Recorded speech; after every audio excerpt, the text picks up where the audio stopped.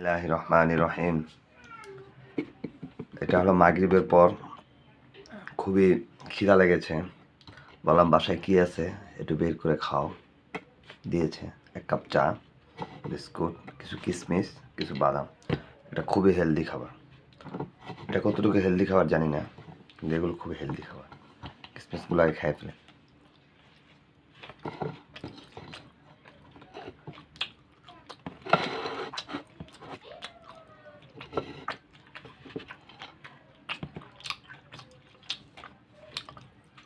ডাক্তাররা বলে দৈনিক কিছু হলো চীনাবাদাম খা।